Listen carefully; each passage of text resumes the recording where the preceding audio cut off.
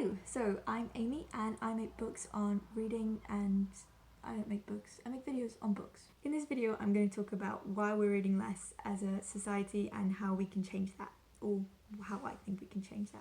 So there's a general idea that in society we are reading less than we used to. And I think this isn't really that surprising. We've got so many different types of entertainment now. If you get bored, at one point you'd probably just pick up a book and be like, okay, this is something to do. Now we have so many different types of entertainment. You could go on your PlayStation, you could go on your computer and talk to people or play games. You could,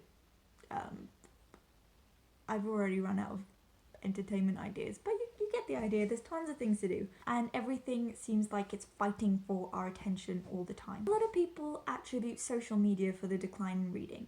And it's easy to see why this is. Social media is literally designed to keep our attention. The longer we use it, the more people get paid. They want us to keep scrolling and clicking and liking and favoriting and sharing and subscribing. And that brings me to please like and subscribe this video if you enjoy it. But actually, reading was on the decline long before social media came along. So this is quite cool. I found this Dutch time study which tracks the reading and TV habits people living in the Netherlands from 1955 to 1995, and as TV watching has increased, the time that we spend reading has slowly gone down. So in 1955 it was 5 hours per week, and by 1995 it had gone down to 3 hours per week.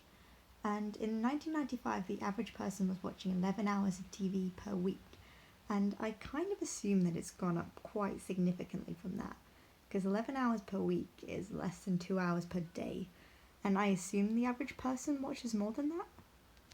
But regardless of all of these different types of entertainment that we have, I think it is still important that we encourage children to read books. Now, reading isn't really the joy button that social media is, but I think that's exactly the reason why we should encourage people to keep doing it.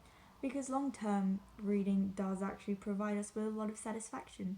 It helps us learn, and studies have actually shown that people who read more are more empathetic. Now, this is one of those weird things where I don't know if it's because sensitive people are more likely to pick up a book and read it, or if reading does actually make you more sensitive, but either way, it's interesting statistic. And we're quick to pin the blame on technology, but the truth is that technology's actually made it easier for a lot of people to start reading. Instead of having to go out and buy a book, and remember to pick it up and take it with us when we go somewhere where we might want to read it, we can just quickly pick up our phone. I don't have a phone with me. I don't know where my phone's gone. We can pick up our phone and we can download a virtual book and we can read it from anywhere. I was on the bus on the way to work a couple of months ago because we're currently in quarantine and I haven't left the house for a while. But a couple of months ago I was on my bus, on the way to work, and I looked over this woman's shoulder and she was reading erotica on her phone. Now, would she have done that if she had to bring a book onto the bus and sit there and read it? Possibly not, I don't know. But now you can read anything from anywhere and no one will know unless they're really nosy and they're looking over your shoulder. Also, audiobooks are a really cool invention. I love listening to non-fiction audiobooks. Fiction, I'm just not as good at. I tried listening to Six of Crows a while ago, and every time I zoned out for even 10 seconds I would just miss a pivotal plot point and I'd have to wind it back, and after doing that like 30 times I just gave up. I think one of the biggest problems with reading is how we're taught about it. Right now in schools, from quite a young age, we tell students what they should be reading, and I really just don't think that that's a good idea. Some people enjoy Shakespeare, but the majority of people don't. Especially without context, I think it's really difficult to get into. Sure, if your school can afford to go out and see exciting plays, then I guess that might make it more interesting for students, but most schools can't do that. Most kids don't actually get the chance to see a Shakespeare play in action. And even if they did, then it's not really relevant to today and a lot of people just aren't going to be interested in it. Also, I think it's a huge issue the way that we teach children to read books. We teach them to analyze them and deconstruct them and find hidden meanings in things that maybe there aren't even hidden meanings in. And deconstructing can be good, but I think we're encouraging children to deconstruct literature into its most dry components, and of course it's going to be boring if we teach them to do that. I think we should encourage the idea that there isn't necessarily a hidden hidden meaning in everything, and sometimes it's okay just to read a book for fun and enjoy it and then move on and do something else. And when analysing books, a lot of kids don't even come up with the ideas themselves. They type whatever it is into Sparknotes, they get the ideas from there, and then they write them down in the test. And I know that because that's exactly what I did when I was studying English literature in school. I had so many subjects to do things for that reading for pleasure just wasn't something that I had time to do.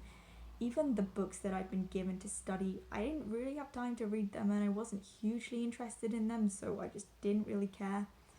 And also, I didn't really get extra marks for my own original ideas. I just got marks for writing down what the teacher wanted me to write. And I think that suggests that something is very broken. And instead of asking kids, what does this mean and what's the hidden meaning behind it, we should be testing how well they can express themselves. Even outside of school, I think there is a pressure for people to be reading the right thing. There's a lot of studies that have shown that literature reading's on the decline. According to the Oxford English Dictionary, the word means written works, especially those considered of superior lasting artistic merit. I don't really know what that means.